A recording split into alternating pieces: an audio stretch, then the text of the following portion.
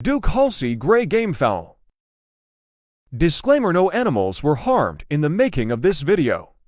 The purpose of this video is only to share the ideas or knowledge about for our gamefowl sport industry. Ang Duke Halsey Gray ay isang lahi ng gamefowl na nilikha ng walang iba kundi ang maalamat na cocker na si Duke Halsey. Sinimulan niyang pag-breed ang mga ibong ito noong dekada 60 at ipinagpatuloy niya ito hanggang sa kanyang kamatayan noong 1997. Sinasabing nais niyang lumikha ng isang manok na may pambihirang mga kasanayan sa pakikipaglaban at isang kahanga-hangang hitsura na humantong sa kanya upang bumuo ng partikular na lahi na ito. Upang makamit ang kanyang layunin, ekrinos ni Duke Halsey ang ilan sa pinakamagagandang bloodline tulad ng Hatch Claret at Kelso Claret.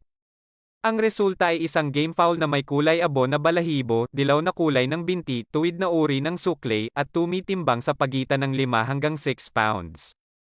Ang katanyagan ng Duke Halsey Gray ay lumago sa paglipas ng panahon dahil sa kapansin-pansin na pagganap nito sa mga arena ng cockfighting sa buong Amerika.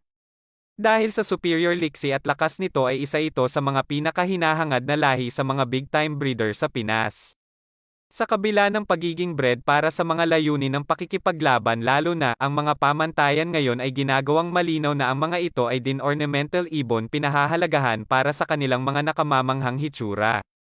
Sa mga nakaraang taon ay nagkaroon ng pagtaas sa demand para sa lahi na ito, hindi lamang dahil sa mga kakayahan nito sa pakikipaglaban kundi pati na rin sa kanyang magandang mukha.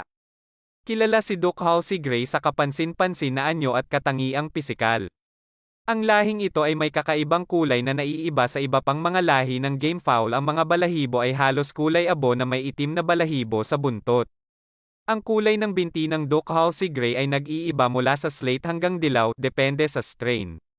Bloodline crosses at mga kaugnay na bloodlines. Isa sa mga pinakakilalang cross ay ang Mexican Sweater o Kelso bloodline na nagreresulta sa isang hybrid na kilala bilang Halsey Kelso. Ang isa pang popular na cross ay may Hatch bloodline na gumawa ng ilang mga mataas na matagumpay na gamefowl na kilala para sa kanilang lakas at liksi.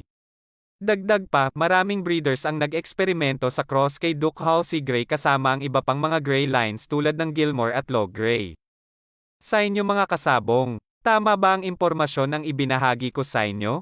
Comment nga kayo. At comment nyo na rin ang next bloodline na gusto nyong malaman. At huwag kalimutan ang like, share and follow for more videos update.